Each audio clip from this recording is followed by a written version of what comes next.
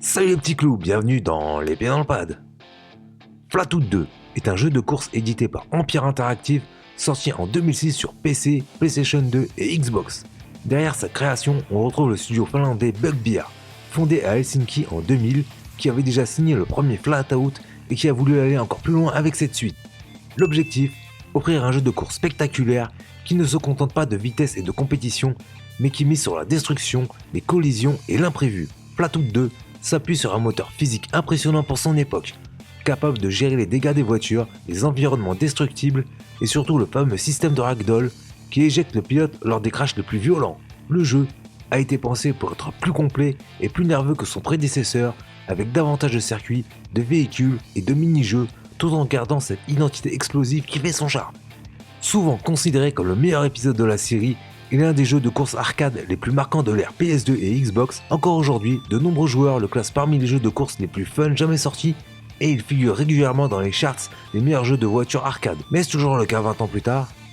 Pour plus de crash test rétro, écrase le bouton like comme une voiture dans un mur, balance ton commentaire en mode ragdoll et abonne-toi pour encore plus de courses déchaînées. Ne mets pas ta ceinture, on fonce les pieds dans le pad.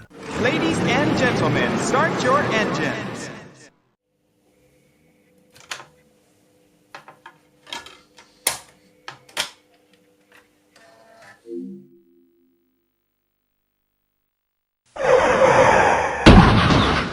Alors, parlons gameplay. Flatout 2, c'est pas juste un jeu de course, c'est un vrai défouloir mécanique. Ici, on oublie la conduite propre et les trajectoires parfaites. Le but, c'est de foncer, de percuter et de semer le chaos sur la piste. Le jeu repose sur une physique hyper réactive, presque trop pour certains joueurs. Quand tu subis une collision ou que tu percutes une autre voiture, le véhicule a tendance à survirer fortement. L'arrière décroche, tu pars en tête à queue ou tu finis par rebondir contre un obstacle. Ce comportement vient du moteur physique du jeu qui mise sur la déformation et la légèreté des véhicules pour accentuer le chaos et les réactions violentes. Le but n'est pas d'offrir une conduite réaliste, mais de rendre chaque impact spectaculaire et imprévisible.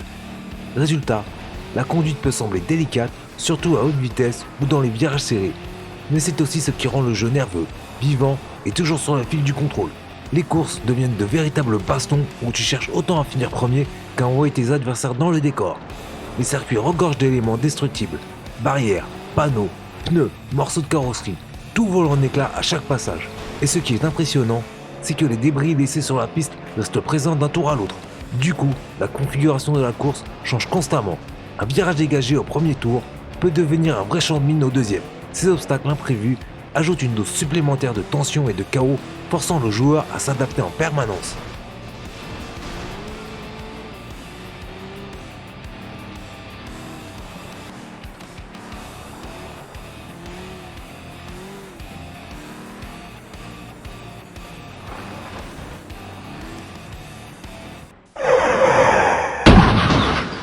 Visuellement, pour un jeu sorti en 2006, Flatout 2 envoie du lourd.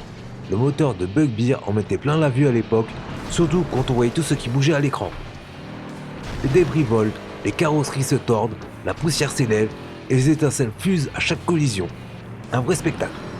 Et malgré toute cette agitation, le jeu reste étonnamment fluide sur PS2 sans ralentissement gênant. Les circuits sont variés, bourrés de détails et surtout vivants. On passe des zones industrielles poussiéreuses aux campagnes verdoyantes jusqu'aux rues de la ville où tout peut exploser à chaque virage. Chaque environnement est truffé d'éléments destructibles. Rien n'est là juste pour décorer. Tout réagit à ton passage et c'est ce qui donne au jeu cette impression de chaos permanent. Les voitures, elles, ont chacune leur personnalité et sont classées par derby, course et rue. Tout se déforme visiblement au fil des chocs et quand tu vois ta caisse complètement cabossée à la fin d'une course, tu ressens vraiment l'intensité de la bataille. Malgré tout, on peut remarquer un aliasing assez prononcé sur la console de Sony. Les contours sont parfois crénelés, surtout les véhicules ou les structures métalliques. Il y a aussi ce léger flou qui recouvre l'image, un peu comme un filtre appliqué pour adoucir l'affichage. Ce petit voile donne parfois une impression de masque visuel qui, à l'heure des consoles HD, sont montre gênant pour ma part. En revanche, il n'y a quasiment pas de clipping, les décors s'affichent sans apparition brutale d'objets ou d'éléments de décor. C'est un vrai signe d'optimisation, surtout pour un jeu aussi dynamique et destructible. Niveau réalisation, c'est du spectacle pur, une explosion visuelle maîtrisée, des circuits dynamiques, une physique impressionnante et une technique solide qui tient encore très bien la route aujourd'hui.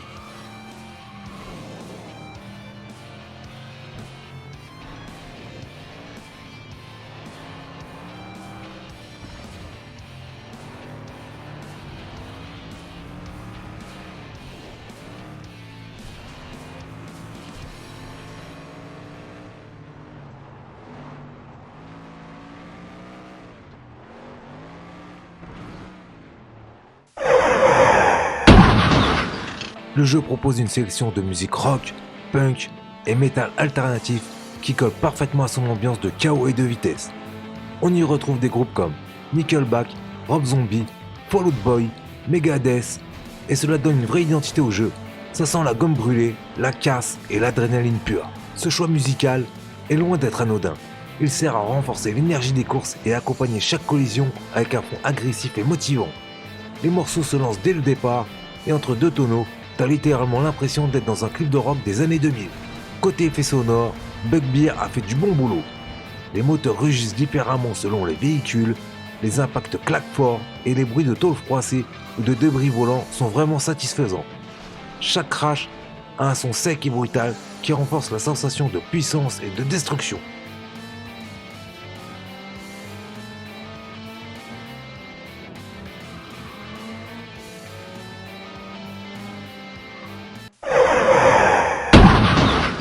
Côté durée de vie, Flatout 2 offre un contenu plutôt généreux, surtout pour un jeu de course arcade. Le mode principal, le carrière, te fait progresser à travers plusieurs catégories de courses avec une trentaine de circuits différents et une grande variété de véhicules à débloquer ou à améliorer. Mais là où le jeu devient vraiment original, ce sont les mini-jeux Avatar. Ici, ton pilote est plus qu'un simple personnage dans sa voiture. Il est éjecté du véhicule pour accomplir des défis complètement déjantés. Ces mini-jeux sont une partie à part entière de Flatout 2 et ils se déroulent hors des courses classiques. On y retrouve entre autres du bowling humain, du jeu de fléchettes, du cerceau enflammé, du saut en hauteur.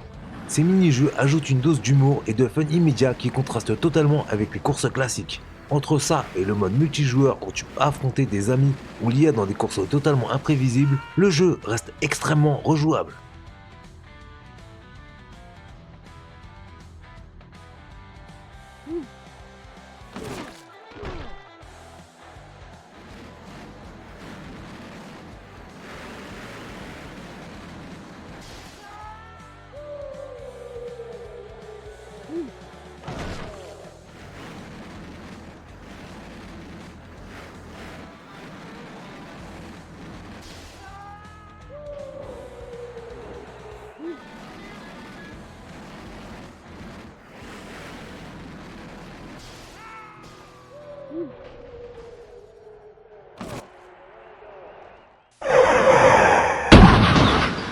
Alors, que penser de Flatout 2 quand on a une console moderne ou un bon PC? Eh bien, même après toutes ces années, le jeu tient encore la route, mais pas de la même manière qu'à l'époque. Visuellement, il a plus son âge. Aliasing, flou et texture datée, ce qui donne un résultat un peu brut. Mais là où Flatout 2 continue de briller, c'est sur le fun immédiat et le gameplay old school. Les courses chaotiques, les collisions spectaculaires, la physique ragdoll complètement déjantée et les mini-jeux absurdes restent incroyablement jouissifs. Il y a un côté arcade pur que peu de productions modernes osent encore aujourd'hui. Comme alternative, on peut se tourner allègrement vers la franchise Wreckfest, le successeur spirituel de Flatout. Alors que même face aux consoles modernes, Flatout 2 garde ce petit côté unique que peu de jeux récents arrivent à reproduire. Pour ceux qui cherchent un jeu de course old school, chaotique et totalement fun, c'est toujours un incontournable. Merci d'avoir regardé, likez, commentez et partagez. Abonnez-vous pour ne pas rater mes prochaines aventures. À bientôt dans les pieds dans le pad. Congratulations, you place first.